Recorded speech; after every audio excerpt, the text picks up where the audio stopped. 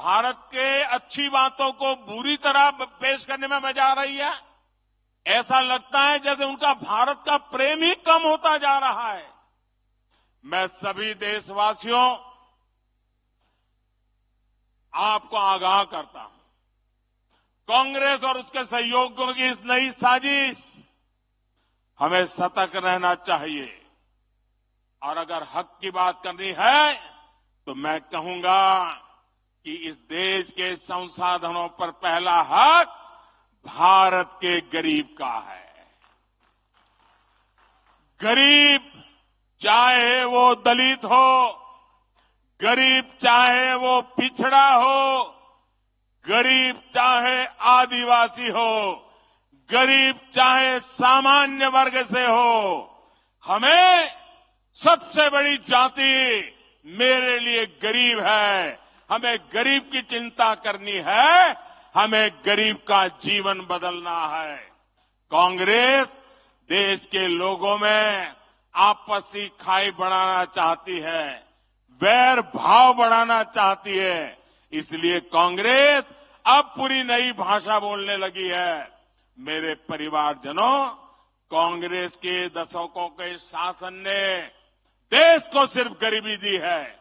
कांग्रेस ने समाज को जाति के आधार पर बांटने का ही काम किया है ताकि इनका वोट बैंक सुरक्षित रहे। कांग्रेस आज भी इसी काम में जुटी है।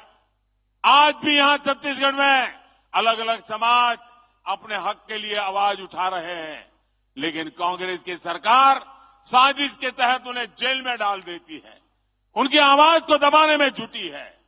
दूसरी तरफ भाजपा सरकार सामाजिक न्याय के लिए पूरी तरह समर्पित है। हाल में ही संसद में महरा समाज को एससी वर्ग का दर्जा दिया गया है। इस समाज की यह मांग भाजपा सरकार ने पूरी की है। वर्षों तक अपने अधिकारों से वंचित रहे आवारा आदिवासी वर्गों को एससी का दर्जा देकर भाजपा सरकार ने एक ऐतिहासिक निर्णय लिया है। यानी जिनकी सूद कांग्रेस ने कभी नहीं ली, उनको हक देने में भाजपा हमेशा आगे रही है। मोदी की गारंटी मतलब हर गारंटी पूरा होने की गारंटी। कांग्रेस ने महिलाओं को भी दशकों तक आरक्षण के बिना धोखे में रखा। नारी शक्ति वंदन अधिनियम, आदिवासी बेटी हमारी माननीय राष्ट्रपति द्रौपदी मुर्मू जी के हस्ताक्षर से कानून बन गया है। अब यहां के एससी एसटी समाज सहित सभी बहनों के लिए विधानसभा और लोकसभा में 33% सीटें आरक्षित हो गई है। इसलिए कांग्रेस के कुशासन को हटाना है और भाजपा के सुशासन को लाना है। इसलिए पूरे बस्तर को, जगदलपुर को, छत्तीसगढ़ को आज एक संकल्प लेना है।